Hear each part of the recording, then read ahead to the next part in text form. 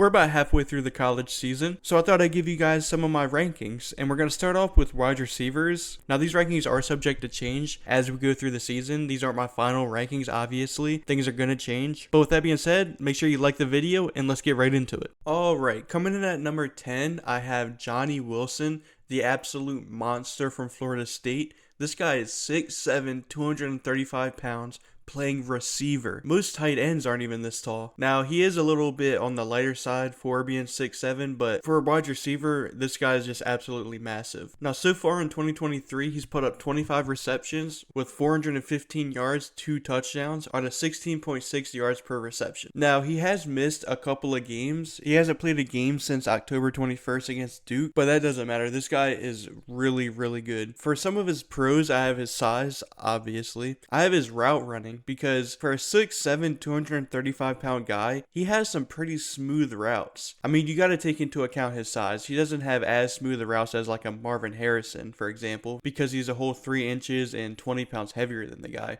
But for his size, he has some really smooth routes. He's not just going to be a run 10 yards, turn around, look at the quarterback type of guy, or run a deep ball and throw it up and hope he catches it. Like, he can run some routes. He's got some smoothness to his routes. And also another pro I have is his physicality. Obviously, at 6'7", 235 pounds, you're probably going to be a little bit more physical than the 6 foot, 190-pound corners that are going to be guarding you. And that's really it. He's just going to be a mismatch nightmare. But I do think a certain team's going to have to draft him and know what they're going to do with him. You're going to have a plan with this guy. Because if you just line him up wide and kind of treat him like your typical X receiver, he might not be the best. I feel like you got to be able to line him up in different positions. I mean, he's got the size to line up at the tight end position at times. I think he's best suited to be moved around a little bit and just be schemed up. Now, for some of the cons I have is his speed. I mean, take into account his size. He's not that slow, but he's not going to create much separation at the next level with him weighing 40 pounds heavier than the guy that's guarding him. Like, he's going to have to win with his physicality and his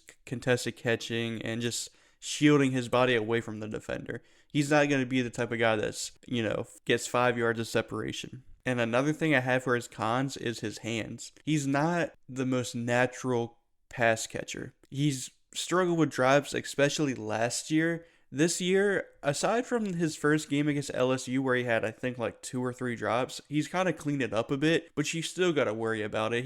When you watch him play, he doesn't look like the most natural pass catcher. Now, hands can be worked on. I mean, just get him on the jugs machine, and I mean, that can be fixed. But I think he's going to confuse some teams. Some teams might see him as a tight end. Some people might see him as a receiver. So, with that being said, I think he might fall a little bit in the draft, maybe to like the bottom of the 2nd round, maybe early 3rd round. So, in that middle of the day 2 range is where I see him going. Moving on to number 9, I have Xavier Worthy, the wide receiver out of Texas. Now, he sits at 6'1", 172 pounds, and that is very, very tiny for a receiver. I mean, 6'1's good, but 172 pounds is tiny. So you definitely like to see him add some meat to his bones, but I mean, this guy is fast. Let's just get started with the stats. In 2023 so far, he's got 44 receptions for 572 yards, 4 touchdowns on a 13 yards per reception average. Now, that really doesn't do him justice. This guy is fast. Like, he's probably going to be the fastest receiver. It's going to be between him or someone we'll get to a little bit later. So as you can see, as one of his pros, I do have his speed. Like, he's going to be that premier deep threat in the NFL, hopefully. And another pro I have is his rack ability. Like, his after the catch ability is pretty solid. Like, obviously when you're that fast, you can probably just run away from most of the defenders. But he can also make a few people miss too. Now, some of the cons I have is his weight. Like, every time this guy gets tackled, I'm scared for him. Like, I feel like he's just going to break in half. So, in the NFL, when the defenders are way more physical than in college, you're going to be scared that this guy's going to get hurt. I mean, he just needs to add some muscle so he can absorb the contact in the NFL. And another thing I have is his hands. Just like with Johnny Wilson, he struggles with drops a lot. I believe it was last year he had like back-to-back wide open go routes and he just dropped them both. So, I mean, if you're going to create the separation, that's one thing. But you got to catch the ball too. Like, you got to finish the play. So, I want to see him work on his hands and get some more meat on his bones. And he could be a pretty high mover in my rankings. But as of right now, I do have him at number 9. And coming in at number 8, I have his teammate, A.D. Mitchell, the wide receiver, again from Texas. Now, he's 6'4", 196 pounds. So he's a bit bigger than Xavier Worthy. You don't really worry about his weight too much. And in 2023 so far, he's got 29 receptions for 427 yards, 7 touchdowns on a 14.7 yards per reception average. Now, the thing with A.D. Mitchell is right away his health concerns. He hasn't been playing much football. This year has been different. Like, he's been staying healthy. But before this year, like, when I was doing my summer scouting, it was hard to find any tape on the guy because he just hasn't played. Before the season, he played at Georgia, and I believe he played like 3 games last year, and he got like 3 touchdowns, but like the production wasn't there. You couldn't really scout much about him because he just hadn't played. So you do worry about his health a bit. His production also hasn't been up to par. I mean, he gets the touchdowns. He's a very, very good red zone threat, as you can see, as one of his pros. But you like to see him get more involved in the offense. He's also not the best separator. Like, he's definitely going to be your red zone target, the guy that can go up and get the ball for the touchdown, but he's not going to be the guy that gets 5-6 yards of separation each play. And then moving on to his pros, like I said, his red zone ability. When you have 7 catches this year already, like, you're going to be a premier red zone threat. I also think he's pretty physical for his size. Like, even when he's not getting the ball, like, he's laying some pretty physical blocks. And you can just see he loves the game. And then lastly, I have his footwork. Like, it's weird because, like, you can see that the footwork's there and that he can get separation, but he just doesn't get much separation yet. Now, that can change. I mean, obviously, once you get a little bit more experience, that can change. But as of right now, like, he's got the footwork, but I don't see him getting much separation, or at least as much as he should, because he's good with his footwork. But I just really like A.D. Mitchell. I could see a team falling in love with him and him getting drafted, early round 2 to mid round 2. Like, I could definitely see that happening. But I could also see him falling a bit as well. Falling a bit more than like a guy like Xavier Worthy and Johnny Wilson, just because of his medicals. Moving on to number 7, I do have Xavier Legette. Now, I didn't know much about this guy coming into the season. Like, he wasn't a part of my summer scouting. But the first game against UNC, he went off for 178 yards, and I decided to add him to my watch list. And as of a couple of weeks ago, I kind of did my full deep dive on the guy, and I really, really like Xavier Legette. So he's a wide receiver out of South Carolina, and he stands at 6'3", 227 pounds. So he's a big, meaty guy. And so far in 2023, he's got 41 receptions for 756 yards, 3 touchdowns, and an 18.4 yards per reception average. Now, this guy is a big dude. He's got great body control. He can go up and get those contested catches. He's extremely fast for his size. Like, this was the guy I was talking about that could rival Xavier Worthy for the fastest player in the class, or at least receiver in the class. And then also I have his size. So he's kind of like your height, weight, speed freak in the class, at least at the wide receiver position. Like, he's rumored to run a low 4.3, which, if you don't know, that's fast for like a guy like Xavier Worthy, who's 172 pounds. This guy's a full 40 pounds heavier than the guy, and he can still run just as much as Xavier Worthy. Like, I hate to make the comparison to these two players because they have been great in the NFL, but coming out of college, they were both early to late second round picks, or was DK Metcalf in the early third round? Anyways, like, they were not the top of their class at the receiver position. And this guy is just like them. I mean, just like DK Metcalf and A.J. Brown, they're height, weight, speed freaks who were maybe a little bit overlooked in their draft class. But, I mean, Xavier Legette's just like him. I mean, just like the other two, or at least DK Metcalf, the route running ability's not fully there yet. But if a team drafts him, like, just tell him to run the go route, an occasional curl route, an occasional 10-yard in route, just like the route tree that DK Metcalf runs. And DK Metcalf has shown that it can work in the NFL. You don't need Xavier Legette to be able to do all these fancy routes. Like, just put him on the outside and have him just be bigger, faster, and stronger than the guy that's guarding him. And he can do that. Now, another con I do have is his production. Aside from this year, this guy has had little to no production at all. Like, this is his 5th year in college, and this is his only year of true production. Aside from this year, he's had maybe 10 catches and maybe 100 yards on a season. Like, this guy broke out very late into college. And so, you know what that means? He's probably a little bit older, too. He's probably, I don't know for sure, but he's probably going to come into the NFL's rookie season at like 23, 24 years old. So he's going to be a bit older, which also might hurt his draft stock a bit. But this guy just has the similarities to a guy like DK Metcalf. And I really, really like the guy. And I could see him pushing the first round. You know, if he has a really good combine, really good, draft process, he could end up in the back end of the first round to maybe like a Kansas City Chiefs. So I would keep an eye out on that. But as of right now, he is my number 7 receiver. Coming in at number 6, I have Emeka Egbuka, the wide receiver from Ohio State. Now, he's 6'1", 205 pounds, but I really see him only as a slot receiver, at least in the NFL, which is going to hurt his draft stock. You don't really see slot receivers going in the first round or, early second round like you should. I mean, slot receivers, you've seen with a guy like Cooper Kupp, like slot receivers can be pretty valuable. But I just don't see it with Emeka Egbuka. So far in 2023, he's had 22 receptions with 3 touchdowns and 303 yards on a 13.8 average yards per reception. Now, I believe he's missed a game or two, but still, the production hasn't really been there with him this year. Now, that could be put on Kyle McCord, the quarterback for Ohio State. He's not the best. So maybe that's it. I mean, he was playing with CJ Stroud the year before, so a bit of a big gap for the QB position from last year to this year. But he's really just your slot receiver who can make things happen after the catch. I mean, his after the catch ability is really good. He does a really good job at absorbing contact and staying upright. He's got really good balance. He's more quick than fast for sure, but he's still a pretty agile receiver.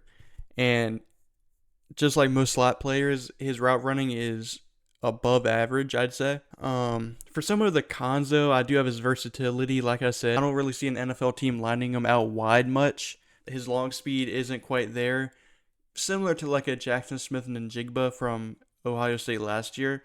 Like super quick, super agile, but the long speed, not quite there. I also see him, when he does occasionally get pressed, I see him having a hard time beating the press, which is another reason why I think he might only be a slot player in the NFL, which isn't really a knock for me, but for NFL teams, it is a bit of a knock. But finishing summer scouting, I had him as, I think, my wide receiver 3. So he hasn't necessarily dropped for any negative reasons, more so as there's been a couple of receivers that have really just rose their draft stock. So this wide receiver class is stacked. I mean, Emeka Egbuka would have been a first-round receiver in last year's draft. Not so much this year's draft. I see him more as that early round 2, maybe mid round 2. Kind of like a guy like Xavier Legette, who maybe would have creep into the first round if he has a good draft process, but most likely a day 2 player. Alright, and moving on to number 5, I do have Rome Odunze. Now, a lot of people are pretty high on Rome, and it's not that I'm low on him, but I'm really high on a guy that's right above him. I see most people having him as like the 3 or 4th best ranked receiver so far. So I guess you could say I'm a little lower, but I'm more just higher on the 4 people above him. He's a 6'3", 215-pound wide receiver from Washington. And so far in 2023, he's put up 51 receptions for 907 yards, 7 touchdowns, and he has a 17.8 average yards per reception. So there is no question that the production is there. And really just Washington as a whole has a really good offense, with Michael Penix at quarterback, and then they got 3 really solid receivers, with their number 1 being Rome Odunze. And then they also have Jalen McMillan and Jalen Polk, who are also really solid receivers in their own right, and I have them just outside the top 10, but they're both definitely draft eligible, and they should get drafted. But Rome Odunze is definitely the best out of the bunch, and he's just a really big, athletic receiver who can create just tons of separation. The thing that I don't necessarily like about him is after the catch, he's nothing special. Once he catches it, it's kind of just, I'm going to see if I can outrun you, and if not, I'm just going to, run straight into you. He's not really the type of guy that's going to make anyone miss or create any big, massive plays after the catch, with his feet at least. And then also his contested catch, I feel like he could do a better job at attacking the catch point, but I'm not going to say he's bad at it by any means. But if you're looking for some cons for Rome Odunze, I'd probably say is his after the catch ability, and that he's not too aggressive at attacking the catch point. But all in all, this guy I wouldn't be surprised if this guy ends up being a top 15 pick in this year's draft. Like, he's got the talent to do so. I just want to see a little bit more, and I'm just really high on the other 4 guys above him. But he's definitely a round 1 receiver in my opinion. Moving on to number 4, I have my guy Troy Franklin, the wide receiver out of Oregon. Now, he was one of the first receivers I watched in this year's class during summer scouting, and I just fell in love with the guy. He's definitely one of my guys in the draft, and this is the main guy I was talking about when I said I'm a bit higher on him than the majority, and that's why I have Rome a bit lower than most people have him. It's just because I really love Troy Franklin. He's a 6'3", 187-pound receiver, so he's not the heaviest, but man, he is just fun to watch. So far in 2023, he's got 52 receptions with 867 yards, 9 touchdowns, and has a 16.7 average yards per reception. So not bad stats so far. He's definitely becoming Bo Nix's best option and favorite option. And I just really like his ability to attack the catch point. I mean, if you just watch his highlights, which is not what I do, I do watch all 22, but if you just go and watch his highlights, you can see him just mossing defenders left and right. And he also has the speed to really take the top off of the defense. I think he might not be the fastest in this receiver class, but he's probably going to be the most premier deep threat in the NFL, I believe. Just because he's the most technically sound. He can go up and grab the ball out of the air, unlike a guy like Xavier Worthy, who might be faster, but he doesn't really have the ball skills as a guy like Troy Franklin, in my opinion. And I also think Troy Franklin is more than just a deep threat. A lot of people are just pegging him to be that deep threat, kind of like that typical Z receiver who's, going to get all the deep targets. But I think he could be really good in the short to intermediate parts of the field. Like, his route running ability is pretty crisp, and he's also a younger guy. I'm pretty sure he's a true junior. So, I mean, if he really wanted to, he could stay in college another year and really help his draft stock, because I think the consensus on him is that he could maybe sneak into the first round, but he's more of a day 2 guy. Now, if I was running a team, I'd draft him. I mean, as of right now, I'd probably draft him over Rome Odunze. Like, I really like Troy Franklin. But there are obviously concerns with him. Number 1 being his weight.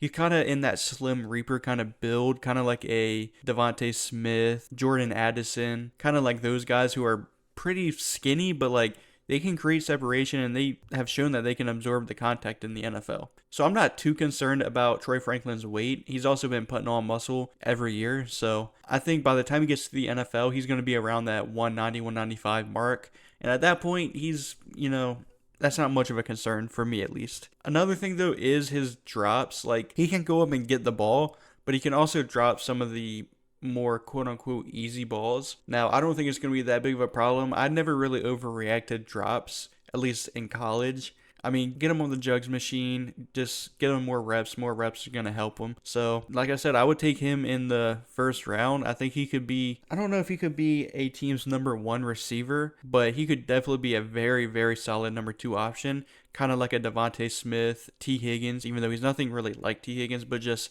that caliber of a number 2 option for a team. All right, coming up next at number 3, speaking of T. Higgins, we have a guy very similar to T. Higgins, in my opinion, Keon Coleman, the wide receiver out of Florida State. Now, he stands at 6'4", 215 pounds, so he's that big, prototypical X receiver. And so far in 2023, he's got 38 receptions on 538 yards, 9 touchdowns, and has a 14.2 average yards per reception. Now, this guy, I think, has the potential to be a number 1 receiver in the league. Like I said, he's really big, but he's very agile for his size. I mean, he can return kicks, he can return punts. Like, he's got the loose hips to be able to make a guy miss in the open field. Now, moving on to his pros, like, he's got really, really solid hands. I mean, if you need to see it, look up Keon Coleman, and I guarantee you the first highlight you're going to see is that one-handed catch, which was, obviously a bit lucky, but like one of the best one-handed catches I've seen in a minute. And like I said earlier, he's really agile for that 6'4", 215-pound frame. And so I think he's another, maybe not like a guy like Xavier Legette, but he is a height, weight, speed freak in his own right. The things you worry about, though, is his route running. He's not that nuanced of a route runner yet. I think he can be, but really, as of right now, he's that contested catch guy. His contested catch rate, I'm not sure what it is off the top of the head, but it's really, really good, i.e. a guy like T. Higgins in the NFL who's kind of makes a living off of those 50-50 balls. But like I say, he's a very physical guy, so he can get flagged for a couple offensive pass interferences, but I'd rather a receiver be really physical than, not physical enough and kind of get bullied by the defenders. This guy is not going to get bullied by no defender. So, I mean, as a Giants fan, I would love to see the Giants take Keon Coleman. I think he's that perfect number one receiver build, and I wouldn't mind taking him inside the top 10. I wouldn't be mad at it. I think he is more of that top 15 to top 20, but I'm not going to look at a team taking him top 10 and be like, oh my God, they reached. Like, he's definitely got that talent to be that number one receiver for a team. Moving on to number 2, I do have Malik Newman, the wide receiver out of LSU. Now, he's 6 foot, 195 pounds, so he's not the biggest guy in the world, but so far in 2023, he's got 56 receptions for 981 yards, 9 touchdowns, and a 17.5 average yards per reception, which is very, very good for being only a little over halfway through the season. He's just a really good athlete. He just knows how to get open. He creates separation very easily, and once he gets the ball into his hands, he is a menace after the catch. He could take a slant route to the end zone pretty consistently, I think. I mean, not to compare him to an LSU great, but Odell Beckham, like, you can see shades of it. I'm not saying he is Odell or he will be Odell, but like, just like Odell, you gotta make sure you get that guy on the ground once he gets the ball into his hands, because he can make some magic happen if you don't. Again, he's not the most heavy receiver at 195 pounds, so you do gotta worry about his weight a little bit, and he's also not the most physical during or after his routes. Like, he's good after the catch, but he's not physical after the catch, and he's also not physical while running the routes, so you could maybe be a little worried about him getting bumped off his routes, kind of like a guy like Jordan Addison was last year, but I'm not that worried about it. Like, this guy I would 100% take in the top 10. I think he's better than any receiver from last year's draft class. I also think Keon Coleman is too. But regardless, I would love to see a team like the Giants or maybe like the Patriots, someone like that, just take this guy, because he can definitely be that number one receiver in the league one day. And moving on to number 1, I do have Marvin Harrison Jr. He's everyone's number 1. He's one of the best wide receiver prospects since Jamar Chase, and I think he might be even a little bit better. Who really knows? Again, he's the son of Marvin Harrison Sr., the Colts legend, and he's a bit bigger than Marvin Harrison, his father. He's 6'4", 205 pounds, which is a really good size for a receiver. And so far in 2023, he's got 48 receptions for 889 yards, 8 touchdowns, and has an 18.5 average yards per reception. Now, last year, you kind of knew he was going to be a first-round pick, probably the number 1 receiver taken off the board last year. So, I mean, he's really just improved on everything. I mean, pros, I have 3 pros, but really, he's got tons of pros. But his biggest attribute is his body control. He's able to contour his body on contested catches, like, insanely good. Like, just some of his highlight catches you see, like, you're kind of just like, how does he do that? He's just got a keen sense of being able to get that foot in bounds and 2 feet in the NFL. I don't think that's going to be a problem either. He just finds a way to keep the feet in bounds. He's got great size, and just like his dad, he's really good with his routes. Now, he is a bit of a bigger receiver, so he's not the most fast in and out of his breaks, but for his size, he's extremely fast for it. The only con I can really conjure up is his after the catch ability. Like, it's not bad, but he's not going to, do all these amazing things to make the guy miss. Like, he's going to catch it and he's going to try to out athlete the guy. Like, he's just going to run it. He's just going to run that straight line and hope he outruns them. I don't think he's going to, juke anyone out of their socks or anything like that. But with a guy like Marvin Harrison, if he's not the best after the catch, who cares? That's the only thing he's not great at. I mean, I wouldn't be mad at someone for having him number 1 overall on their big board. I don't think he's going to go number 1 overall in the draft just because receivers never go number 1. But he's definitely worthy of a top 3 selection. I think if you don't need a quarterback, then you're going to probably draft Marvin Harrison. If not him, maybe Olu Fashanu, the offensive tackle from Penn State. But he's in that conversation for the first player taken that's not a quarterback. He's that good. So that's about it. If you like the list, make sure you give me a thumbs up and subscribe. It really helps the channel out a lot. And I'll be having more and more videos of my rankings for different positions coming out gradually. So if you want to see that, stay tuned. And as always, thanks for watching.